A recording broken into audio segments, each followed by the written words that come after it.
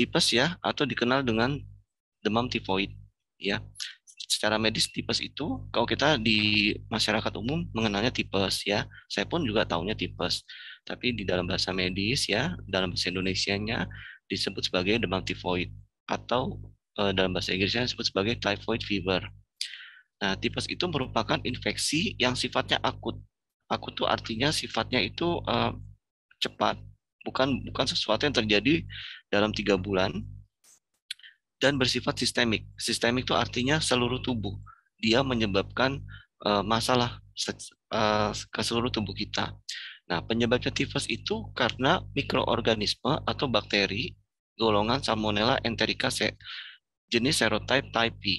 Jadi nama kumannya itu bakterinya keluarganya Salmonella enterica. Jenisnya Salmonella enterica yang type B atau disebut sebagai Salmonella type B. Dia menyerangnya sistem saluran pencernaan. Jadi bukan saluran napas ya, saluran darah bukan, tapi saluran pencernaan kita yang dia rusak. Nah, kelompok penyakit menular ini merupakan penyakit yang mudah menular dan menyerang banyak orang sehingga dapat menimbulkan wabah. Dikenal juga dengan sebutan typhus abdominalis, typhoid fever, atau enteric fever. Nah, jadi Bapak Ibu, nama tipes itu nama lainnya ada 3, ya. Typhus abdominalis, kenapa? Karena dia menyerang saluran pencernaan. Jadi disebutnya begitu. Typhoid fever karena dia ada demamnya, ya, atau enteric fever, ya, atau demam enterik. Nah, ini sebagai ilustrasi ya, gambar ya orang yang terkena tipes ya di negara Eropa ya pada masa lalu ya. Ini masih suster zaman dulu ya pakainya atau perawat ya, perawat seperti itu ya. Pasiennya tampak lemah ya, wajahnya pucat ya, demam ya, bibirnya kemerahan ya. Ini dia sampai membuka mulutnya karena demam tinggi ya umumnya ya. Dan ini akan diberi minum ya untuk membantu menurunkan demamnya. Menurut WHO ya tipes itu ada 3. Yang pertama ya demam tifoid akut non komplikasi. Jadi tipesnya tanpa komplikasi. Kedua tipes dengan komplikasi. Komplikasi dari tipes bisa berupa melena. Melena tuh buang airnya warna hitam Bapak Ibu. Jadi saat buang air besar kotorannya warnanya hitam. Kemudian komplikasi berikutnya adanya perforasi. Perforasi itu ususnya bolong bahasa gampangnya ya, ususnya bolong atau robek ya, dan menimbulkan rasa tidak nyaman pada perut. Jadi kalau ada orang tipes dengan aduh perutnya nggak enak nih, aduh dia ngeluh perut terus, itu Bapak Ibu bisa bilang oh ini tipes dengan komplikasi, nanti bisa menjelaskan kepada uh, kenalannya atau pasien Bapak Ibu semua. Yang ketiga, tipes dalam keadaan karir ya. Karir ini bukan karir karir prestasi pekerjaan, tapi karir ini artinya penderita tipes yang tidak tampak sakit, tapi dia membawa kuman. Jadi dia nyebarin kuman. Namanya tipes dalam keadaan karir. Jadi tipes itu ada 3, ya. Tipes tanpa komplikasi, yang kedua dengan komplikasi. Komplikasi apa aja? Buang air besar warna hitam ya, karena luka pada lambung, atau ususnya robek ya, atau ususnya bolong-bolong ya, itu disebut sebagai perforasi. Dan tipes dengan rasa tidak nyaman di perut. Yang ketiga yang karir, tidak ada gejala apa-apa ya, tapi dia menulari ya. Kotorannya mengandung kuman tipes ya. Yang ketiga ini bahaya, dia bisa nularin keluarganya, orang-orang di lingkungannya ya. Bahkan kalau seorang penjual makanan, ketika dia buang air besar dan dia membersihkan setelah dia melakukan proses membersihkan, maaf, cebok ya gitu. Nah, sesudah cebok dia nggak cuci tangan lagi pakai sabun. Habis cebok ya udah dia cuma cuci tangan pakai air. Kemudian dia ngambil deh makanan pakai tangannya ya yang bekas cebok tadi. Ternyata si tukang makanan itu tadi dia seorang tipes yang karir, yang di dalam ususnya tuh udah banyak kuman tipesnya. Nah, itu dia bisa nularin kita Bapak Ibu, ngambil makanan bihun atau ngambil apa pakai tangan ya, pakai tangan tanpa sarung tangan ya.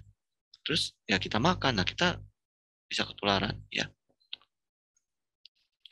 Salmonella TB melalui beberapa proses diawali dengan masuknya kuman melalui makanan dan minuman yang tadi seperti kami ceritakan. Kemudian tubuh akan melakukan mekanisme pertahanan. Nah, kata si tubuh, wah ini ada bakteri masuk nih. Kita harus mempertahankan sistem imunitas kita melalui beberapa proses respon imun baik lokal maupun sistemik. ya, proses respon imun secara lokal itu di tempat kumannya masuk, sistemik yaitu tubuhnya menjadi demam. Bisa berupa spesifik dan non spesifik serta humoral dan seluler. Jadi semua humoral tuh maksudnya ketika kita terkena kuman tipes ya, beberapa sistem hormon kita akan bereaksi ya. Dan sistem seluler itu terjadinya suatu peradangan atau inflamasi. Ketika si kuman tersebut, kuman tipes tersebut mulai masuk ke dalam tubuh kita. Nah, ini gambarannya Bapak Ibu. Ini permukaan dinding usus kita. Ini ceritanya begini, ya. Lumen ini artinya lumen itu area dalam ruangan di dalam dinding usus kita. Epitelium itu lapisan epitel dinding dari usus kita. Lamina propria ini bagian dalam, ya. Jadi ini ruangannya usus ceritanya. Ini yang pink ini yang merah muda ini dinding usus. Nah, ini bagian dalam dari usus ya, dinding yang lebih dalam lagi. Nah, ketika kuman tipes itu ini salmonella ini kuman tipes masuk dan ini sel ya ini kumannya masuk ya. Jadi kumannya masuk melalui invasi atau masuk ya, dia menyerang usus kita. Ini yang bulat putih ini makanan ya atau telurnya, maaf, ini telurnya ya, telurnya di si tipes. Nah, ini intinya ya. Telurnya pecah, kumannya keluar dan dia masuk ke dalam sel. Kuman berada di dalam sel dan dia berkembang biak ya, hyperreplication atau dia berkembang biak ya. Dan dia menyebabkan, jadi mulai dari satu dinding usus ya, menyebar ke dinding sebelahnya, atau disebut reinvasion. Jadi dia bukan cuma di satu sisi tadi dia masuk, jadi dia masuk merusak di dinding usus tadi, dia berkembang biak, setelah dia berkembang jadi banyak, pindah ke sebelahnya, ya, dan menyebabkan pengeluaran interleukin 18. Nah, ketika tubuh mengeluarkan interleukin 18, interleukin 18 ini menyebabkan reaksi inflamasi, menyebabkan tubuh kita akan mengalami panas tinggi. Dan panasnya ini khas Bapak Ibu. Penderita tipes panasnya itu terutama pada malam hari, sore menjelang malam, ya. Nah, ini penjelasan dari gambar tersebut. Nah, kalau kita baca sama-sama tadi, infeksi salmonella di epitel usus masuk ya ke saluran. Setelah dia masuk ke dalam saluran selnya usus ya, di usus kuman menembus mukosa usus, dia menembus ya. Kemudian dia mengalami deskomasi menembus epitel usus. Yang ketiga, kuman berkembang biak ke dalam sel mononuklear ya. Jadi sel mononuklear itu maksudnya di dalam salah satu sel usus kita dia berkembang dulu, namanya sel mononuklear. Baru dia menyebar, udah banyak dulu, baru dia menyebar ke samping-sampingnya, ke samping-sampingnya. Habis itu baru dia masuk ke dalam aliran darah. Gejala klinisnya tipes, yang pertama itu demam. Ya, demamnya berlangsung 3 minggu Bapak Ibu. Jadi demam bersifat febris remittent dan suhu tidak berapa tinggi. Maksudnya apa? Bersifat remittent. Remittent itu pelan-pelan, pelan-pelan tapi pasti, ya. Jadi dia pertama hangat-hangat aja. Sebetulnya sore-sore. Besok hangat-hangatnya agak lebih hangat. Malam ini 37,2, besok 37,4. Besoknya lagi 37,6. Besoknya lagi 37,9. Nah, besoknya 38. Itu seperti itu ya, demam remittent. Kedua, gangguan pada saluran pencernaan. Jadi seorang yang kena tipes Bapak Ibu, ya selain demam, dia ada gangguan pada pencernaannya, bisa mulus-mulus ya, atau mulutnya ya karena dia kering di dalam tubuhnya. Kenapa bisa kering? Karena terjadi peradangan. Peradangan kan sifatnya tubuh panas. Ketika tubuh panas, tubuh akan banyak membutuhkan air ya.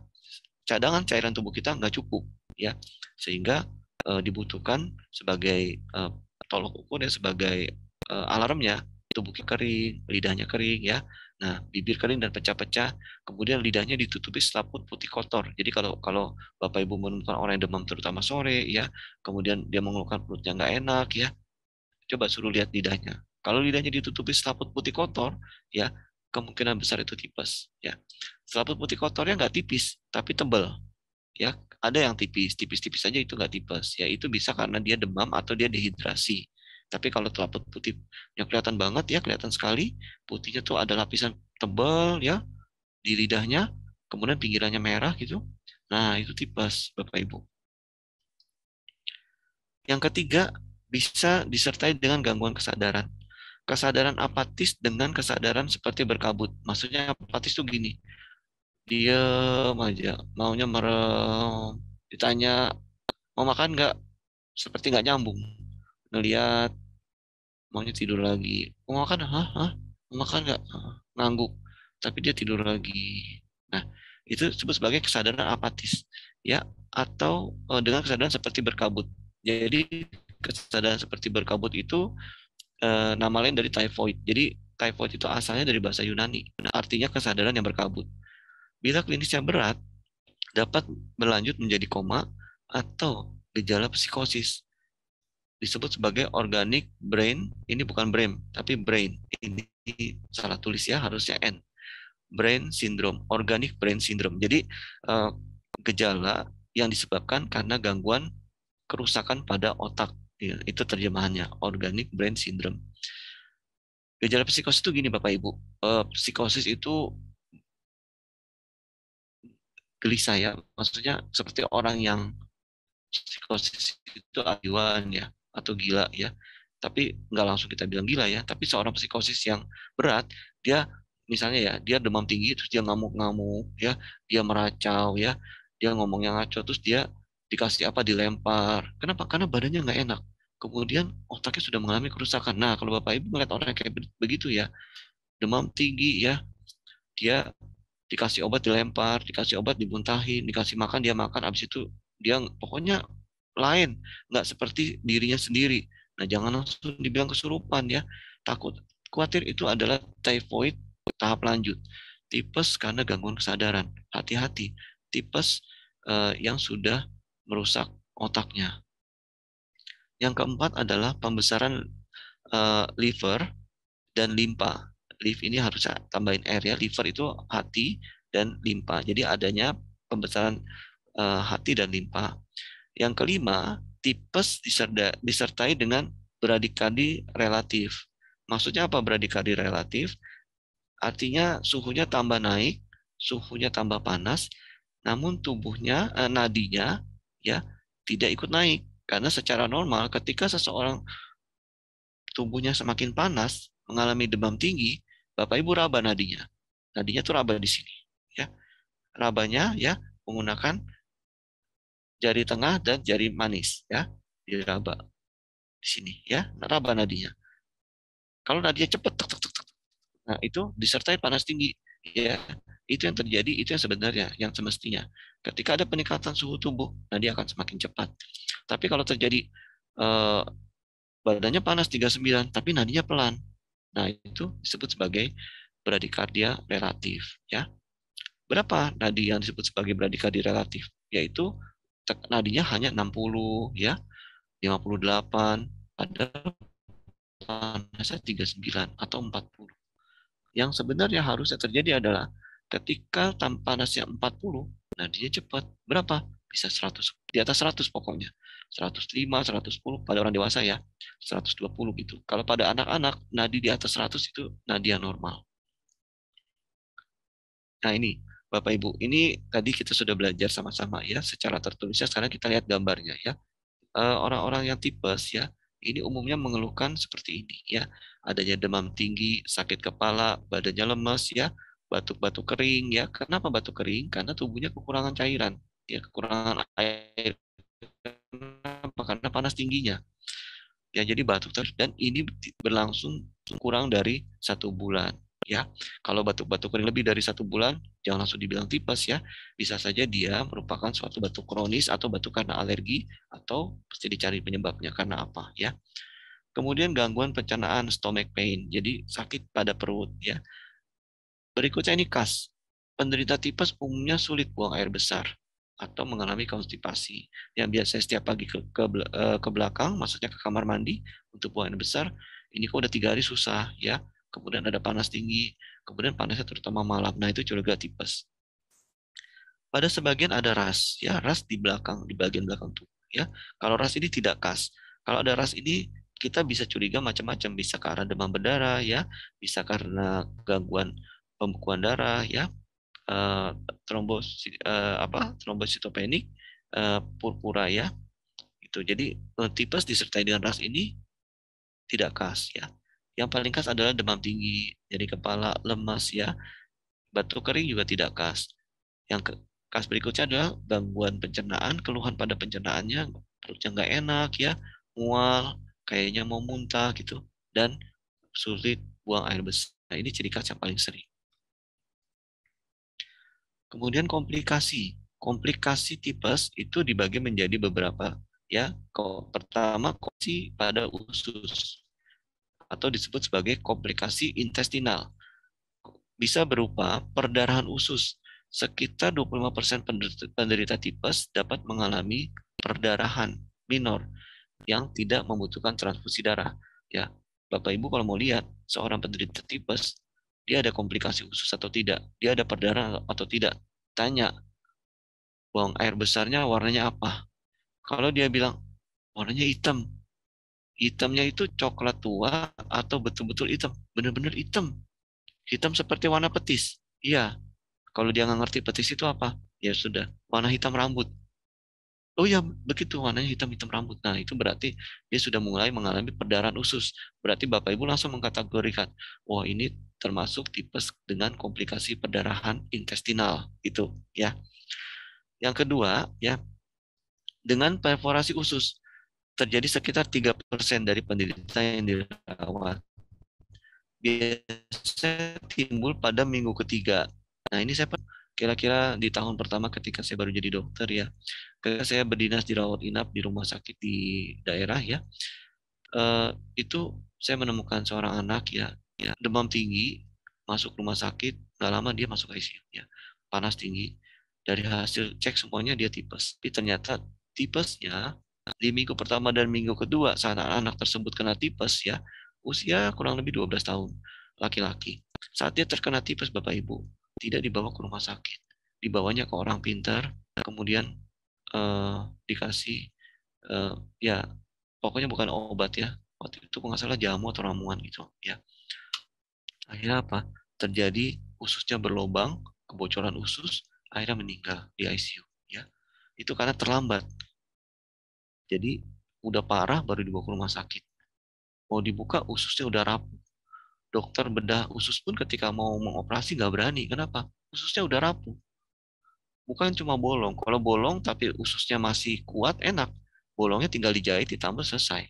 Tapi bolong-bolong, ya, disertai rapuh. Bapak Ibu bayangkan kain yang udah usianya puluhan tahun, udah rapuh. Jadi ditarik begini aja robek. Ditarik sini robek. Dijahit dari sini ke sini, begitu masuk benang, bagian yang bolong direkatkan, yang tadi sini ya, malah robek.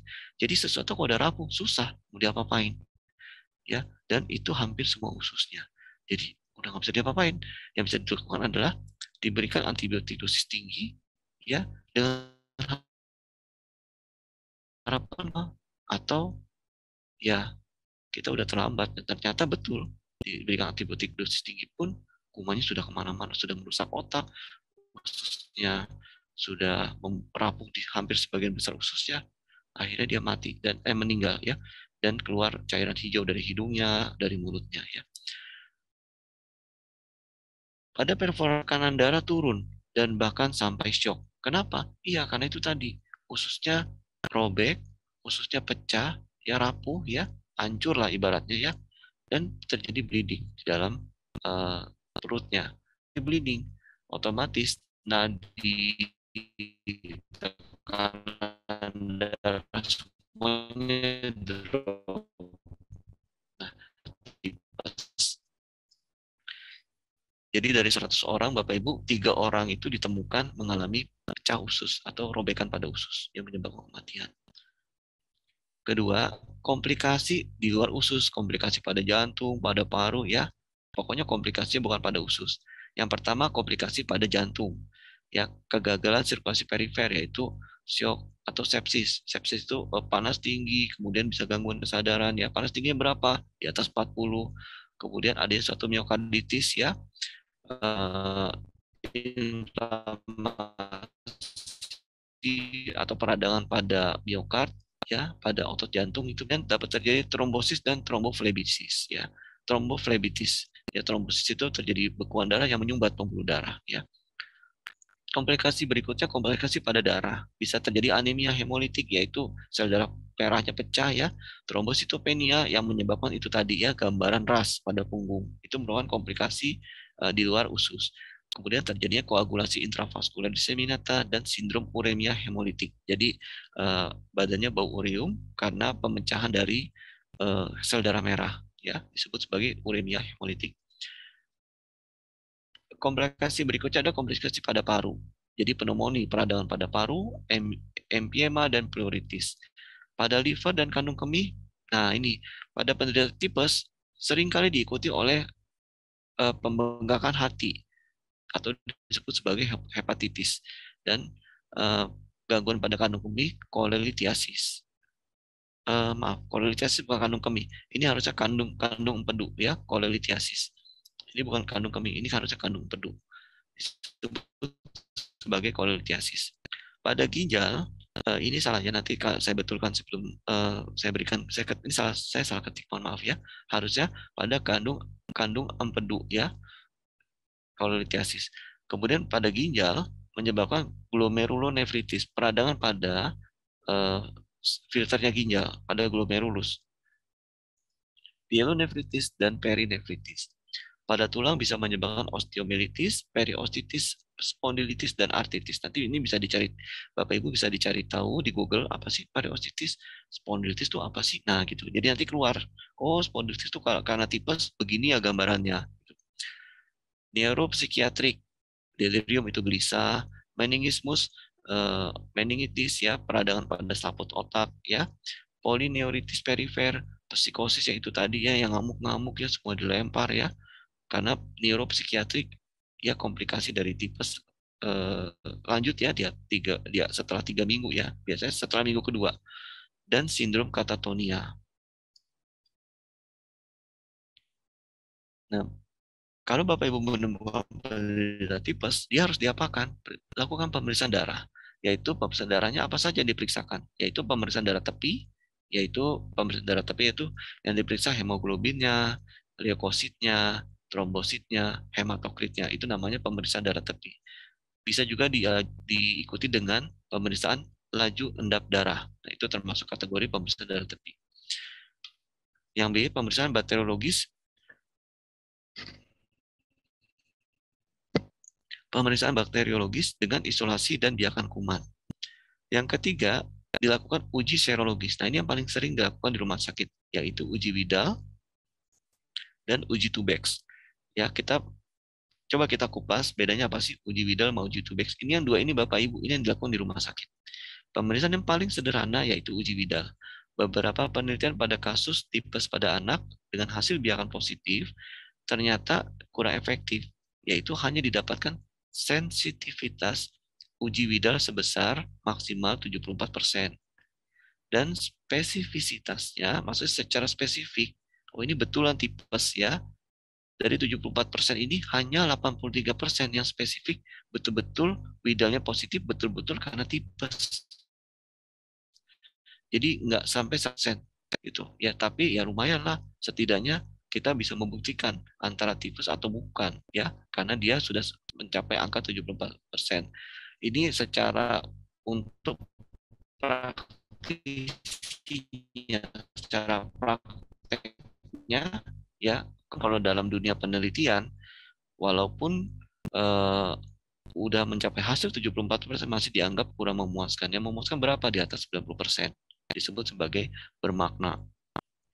Kalau uji Tubex, berikutnya adalah uji Tubex, disebut sebagai uji semi kuantitatif kolometrik.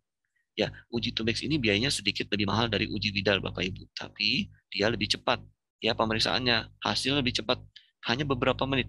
Kalau uji Widal itu membutuhkan waktu agak sedikit lama, kurang lebih 30 menit atau bisa sampai 1 jam ke atas ya. Uji Tubex ini cepat, hanya beberapa menit dan mudah untuk dikerjakan oleh petugas lab. dan hasilnya spesifik, tingkat sensitivitasnya lebih tinggi dari Widal, pemeriksaan Widal maksudnya. Nah, ada lagi namanya pemeriksaan TV dot ya. Jadi dia namanya pemeriksaan serologis uji TV dot untuk tipes untuk mendeteksi antibodi IgM dan IgG. Nah, maksudnya apa sih, Dok? Dr. Oi, IgM dan IgG. Kalau IgM-nya positif, berarti dia tipesnya tuh baru. Dulunya belum pernah kena tipes. Tapi kalau IgG atau IgG-nya yang tinggi, berarti dia tipes yang kambuh, Bapak Ibu. Oh, itu ya, Dok. Ya, jadi kalau IgG-nya Bapak Ibu, kalau nanti Bapak Ibu jadi seperti dokter kan, nanti kan ketika ketemu orang yang di rumah sakit atau dia pulang di rumah sakit kena tipes, coba kalau Bapak Ibu lihat ada pemeriksaan IgG, IgG-nya yang tinggi, lebih dari normalnya, ya biasa lab itu selalu ditunjukkan sebelah kanannya patokannya, normalnya berapa. Nah, hasil yang didapat oleh pasien berapa, normalnya berapa. Nah, itu nanti Bapak Ibu lihat, oh ini di atas normal. Berarti kalau IgG yang tinggi, oh berarti kamu itu tipesnya yang kambuh ya. Dulu kamu berarti emang udah lama nih kamu punya tipes. Nah, waktu karena kamu badannya lagi drop, si kuman tipesnya kembali menginfeksi tubuhmu. Nah, itu yang terjadi kemarin kena tipes. Jadi kemarin ini merupakan tipes lanjutan yang mungkin dulu waktu kecil kamu pernah kena tipes. Nah, gitu kan, hebat kan? Jadi Bapak Ibu bisa menjelaskan. Hasil positif pada uji TV dot didapatkan 2-3 kali setelah infeksi. Jadi ketika orang demam tinggi pertama, jangan langsung periksa IgG ya Bapak Ibu. Pernah sering dengar nggak kalau dokter bilang, nanti kalau panasnya udah 3 hari nggak turun, periksa darah ya. Nah itu maksudnya. Karena kalau hari pertama langsung periksa TV dot, periksa Widal ya, negatif. Kenapa? Belum ketahuan, belum terdeteksi kumannya, padahal dia tipes. Misalkan Widalnya, oh negatif, bukan tipes, padahal dia tipes. Jadi periksanya sebaiknya lebih dari 3 hari sesudah demam. Pada penelitian dilakukan oleh Gopala Krishnan dan kawan-kawan tahun 2002, didapatkan sensitivitas uji ini sebesar 98% tuh Bapak Ibu. Sensitivitas pemeriksaan IgM dan IgG khusus untuk tipes disebut uji TV.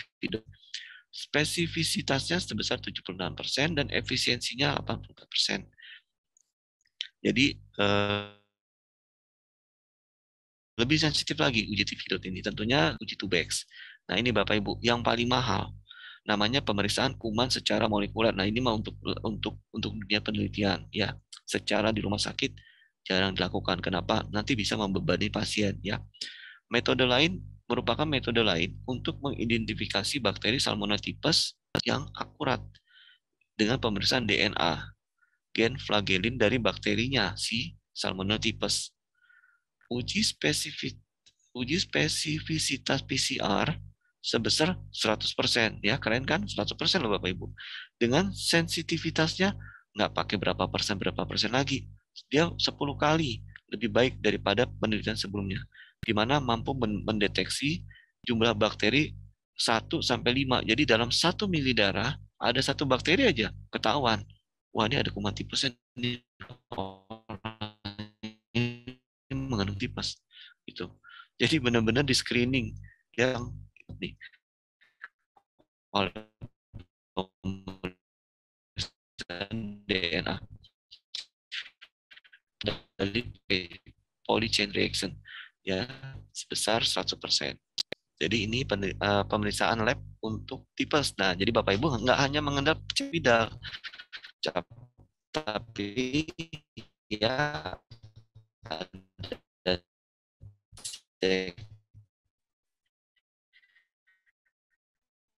Tubex, ada pemeriksaan lab TB dot ya pemeriksaan kuman secara molekuler yaitu pemeriksaan DNA-nya ya. Kemudian orang tipes itu mesti diapakan Bapak? Pertama mesti istirahat. Nggak boleh orang tipes itu disuruh kerja. Dan perawatan untuk mencegah komplikasi. Dia kasih apa? Diistirahatkan ya minimal 5 hari minimal. Kemudian dia dirawat. Nggak harus dirawat di rumah sakit, boleh dirawat di rumah.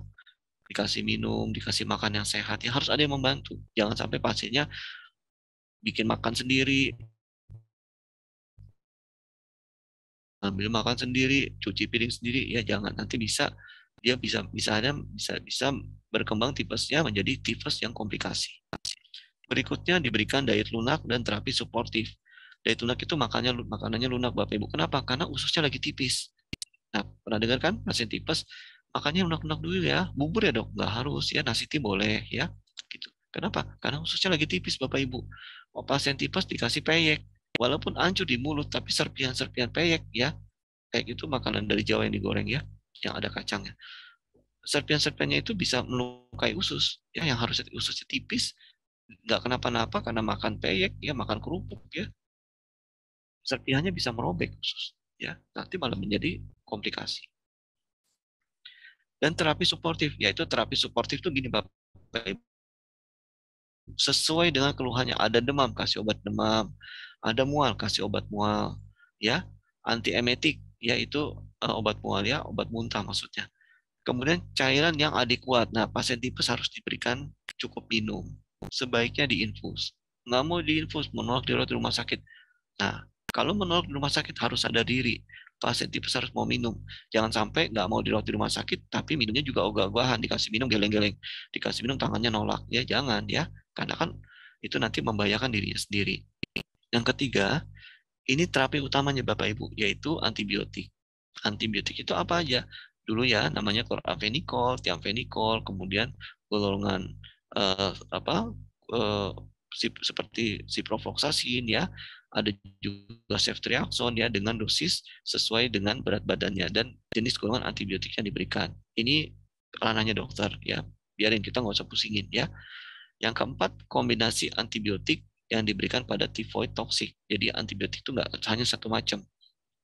Jadi kalau ada Bapak Ibu menemukan kenalannya dirawat di rumah sakit diberikan lebih dari satu antibiotik, berarti dokter mempertimbangkan ya kemungkinan pasien ini sudah mengalami tifoid yang toksik atau tifoid dengan komplikasi. Dengan komplikasi apa? Yaitu peritonitis atau perforasi ya, khususnya lubang tadi.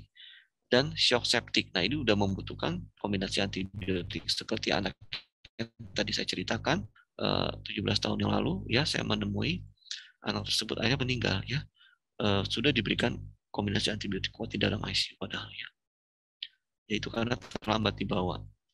Pada kehamilan, nah ini Bapak Ibu, pada kehamilan antibiotik yang diberikan golongan ampicillin, amoxicillin dan ceftriaxone. Nggak boleh ya pada orang hamil diberikan ciprofloxacin ya itu nggak boleh. Jadi Bapak Ibu belajar juga nih antibiotik hamil yang kena tipes itu golongan ampicillin, amoxicillin dan ceftriaxone. Ampicillin di masa lalu menyebabkan gigi anak ketika lahir dan dewasa anaknya giginya menjadi keruh Bapak Ibu. Itu karena apa? Sang ibu ketika sedang hamil mendapatkan terapi ampicillin. Itu zaman dulu ya. Jadi sekarang ampicillin sudah mulai nggak ditinggalkan tapi dijauhin ya apa namanya ya nggak ditinggalin tapi dijauhin. Kenapa? Karena ampicillin ini masih diperlukan. Ampicillin antibiotik kuat ya. Ketika dokter mempertimbangkan daripada ibu tersebut jadi janinnya meninggal atau mengalami sepsis, ibunya meninggal, anaknya bayinya janinnya jadi ikutan meninggal juga. Aduh, dengan berat hati diambil pilihan diberikan ampicillin. Ya memang nanti anaknya akhirnya giginya putihnya putih keruh ya. Tapi yang penting janinnya selamat, sang ibu pun selamat. Ya, itu. Bagaimana dengan herbal? Bisa nggak dengan supa habu? Ya, bisa nggak kita terapi dengan supa habu? Nah, ini yang kita mau bahas secara bersama tadi tentang tipesnya. Sekarang dengan herbalnya. Ya, bisa Bapak Ibu. Yaitu supa habunya yang apa? Kalau Bapak Ibu menemukan pasien dengan tipes, berikan supa habu yang alfa. Ya, semua leader yang ada di sini dan member pasti sudah hafal. Supahabu, maaf ya, suaranya kering.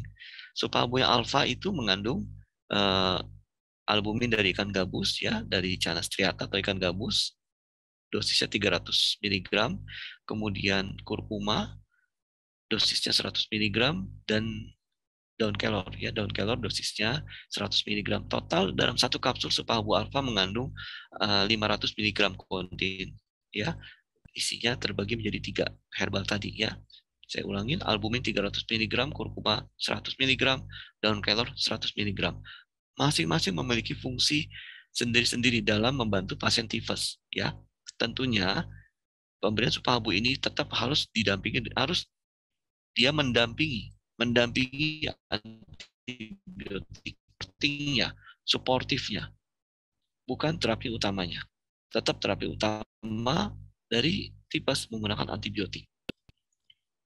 Kita bahas ya, kenapa albumin kok bisa untuk pasien tifus? Itu tadi, mempertahankan tekanan onkotik plasma. Peranan albumin ini dalam mempertahankan tekanan onkotik plasma, peranannya itu 80%, vital ya.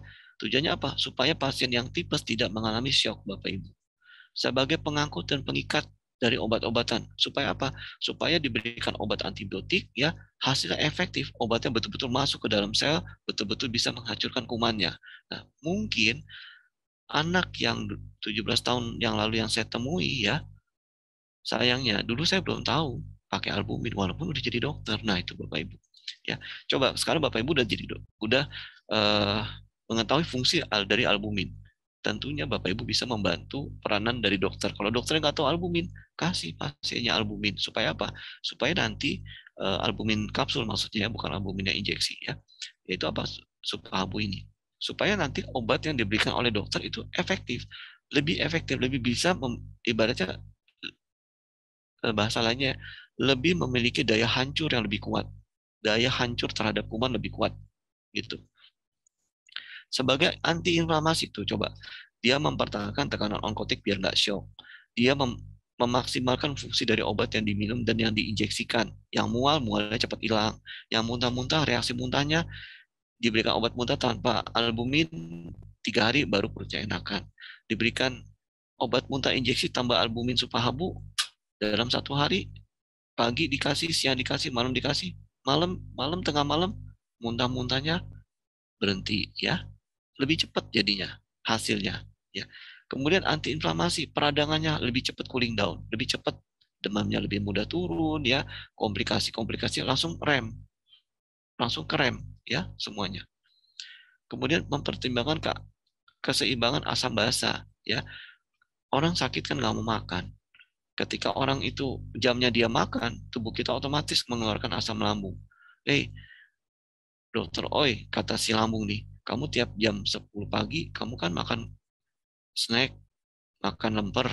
Ya udah, aku keluarin asam lambung ya, kata si lambungnya. Dokter Oi, dia ngeluarin asam lambung. Ternyata PHP. Jam 10, ya, PHP itu pemberian palsu. Jam 10, si dokter Oi nggak makan lemper.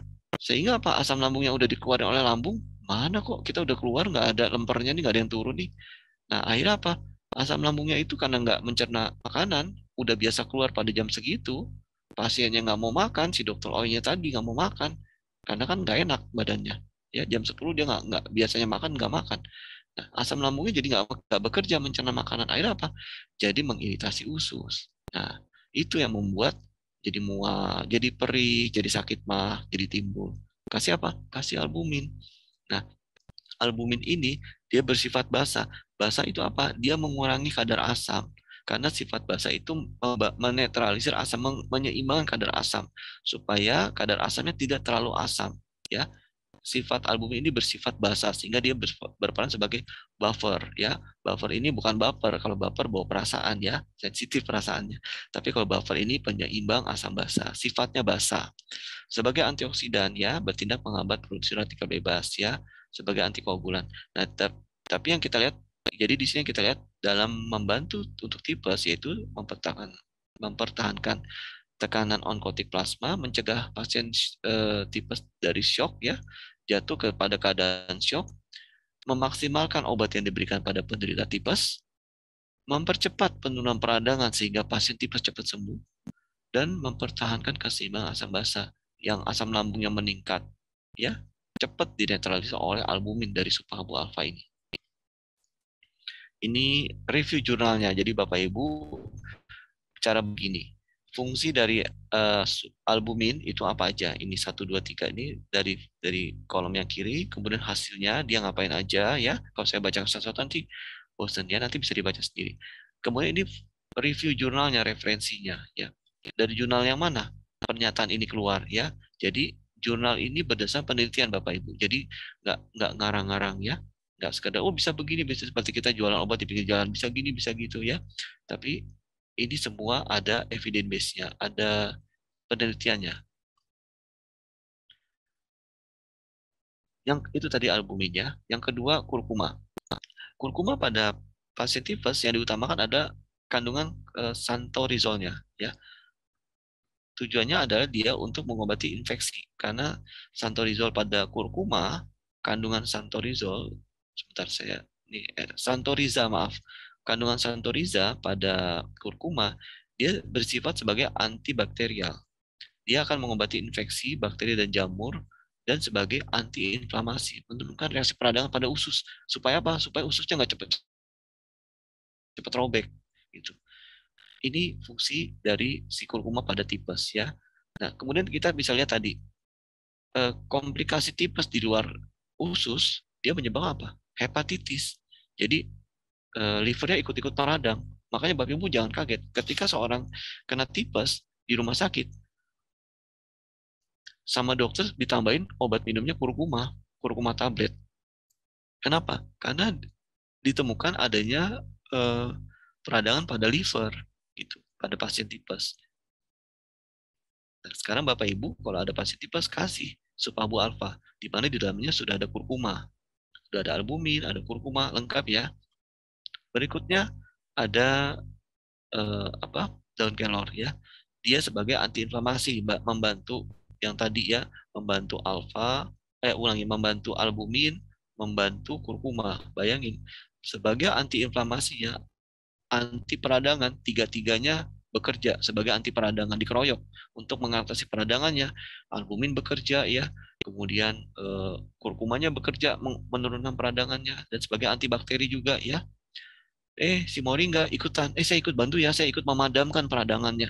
Bapak Ibu bayangin kalau suatu kebakaran dikeroyokin rame-rame dengan cara yang tepat untuk mengatasi kebakarannya. Atau ya itu contoh, ini contohnya. Tentunya lebih cepat teratasi itu kebakaran tersebut. Dan seperti ini juga inflamasinya diberikan dari tiga herbal tersebut yang terdapat dalam Supabu. Tiga-tiganya berperan mendorong peradangan, sama-sama saling bahu-membahu, memiliki fungsi yang hampir sama dalam hal peradangannya. Meskipun di luar peradangan masing-masing punya fungsi lain, gitu, memiliki keahlian yang lain-lain. Di mana di moringa memiliki kelebihan yang lain yang tidak dimiliki oleh albumin, yang tidak dimiliki oleh kurkuma. Ya, dia bisa sebagai sebentar ya, dia bisa sebagai nih mengurangi konstipasi. Jadi orang tipes ya, kan tadi mengalami konstipasi susah buang air besar. Nah, moringa mempermudah, bukannya dia membuat jadi diare ya, bukan. Dia bukan obat yang menyebabkan orang jadi buang air besar. Tapi dia yang tadinya sulit buang air menjadi lebih mudah untuk buang air. Gitu. Mengurangi efek dari konstipasi. Ya, dia mendetoks juga nih moringa, membuang racun. Kemudian dia antidepresan ini sebagai antidepresan. Jadi supaya penderita tipes itu tidurnya enak ya, jangan malam-malam kepikirannya apa nggak bisa tidur, gelisah ya seperti tadi ya, psikotik ya. Nah, moringa ini bisa sebagai antidepresan sehingga pasien tipes itu dia terhindar dari resiko psikotik tadi, yang ngamuk-ngamuk itu tadi ya, yaitu tipes yang lebih lanjut yang dia rata-rata dia minggu ketiga ke atas yang tidak segera diberikan antibiotik. Ini secara ringkas, peran Supabu alfa pada tipes itu ngapain aja itu tadi kita sudah bahas sama-sama. Albumin salah satunya untuk memperbaiki prestasinya, kemudian memperbaiki status gizi pasien dan mempercepat proses penyembuhan. Kurkuma kandungan santorizolnya sebagai antibakteri pada Salmonella typhorium ya, yaitu bakteri penyebab tipes ya. Bapak Ibu bayangin udah dikasih antibiotik herbalnya, dia ngebantuin ketika ada kuman yang belum sempat ditembak oleh antibiotik berusaha melarikan diri, ditangkap sama kurkuma. Kamu mau kemana? Kamu siapa? Saya kuman. Kamu kuman ya? Dimatiin der sama si kurkuma. Jadi yang lolos dari antibiotik di cover oleh kurkuma yang ada pada Supabu alfa ini. Efeknya apa? Jadi cepat sembuh kan? ya. Jadi kerjanya si antibiotik dibantuin gitu. Jadi antibiotiknya nggak perang sendirian. Daun kelor ya menekan proses peradangan sebagai antibakteri juga. Nah, demikian Bapak Ibu diskusi kita. Oh ya, satu lagi maaf, pencegahan. Jadi tadi kita udah bicara diagnosanya, gejalanya, kemudian pencegahannya. Pencegahannya apa?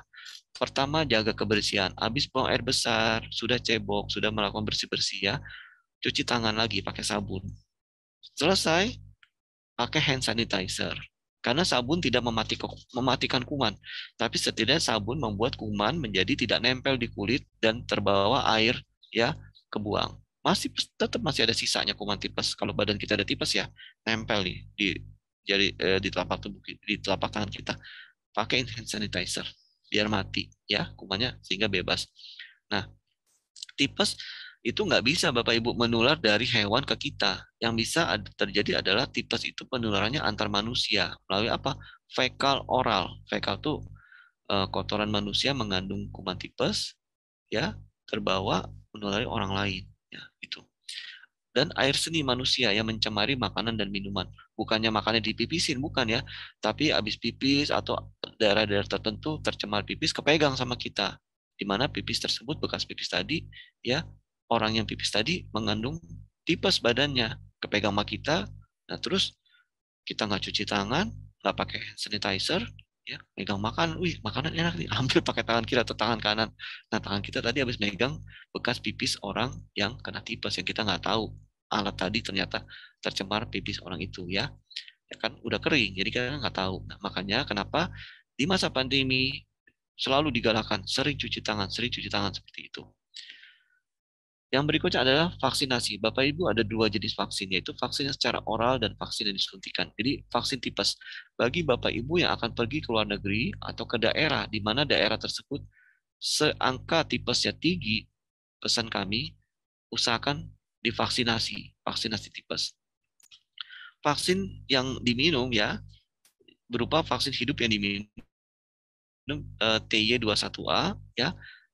Ini nama vaksinnya namanya Vivotif. Pabriknya Krusell dari Switzerland atau Swiss ya. Jadi vaksinnya vaksin yang minum. Kok saya takut sih yang diminum-minum saya takut ya.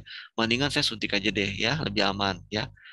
Eh, kalau keluar dari Swiss ya tentunya ini juga sudah diteliti ya dan dipastikan keamanannya. Cuma saya takut saya mendingan lebih sarankan yang disuntik ya. Nama nama vaksinnya Typhim V dan Tyverix. Tyverix. Jadi nama vaksinnya itu Typhim V dan Tyverix. Jadi kalau Bapak Ibu ketemu orang yang tipes, tanya di sebelahnya, kamu udah pernah tipes belum? Kan keluargamu ada tipes. Kamu sudah pernah kena belum?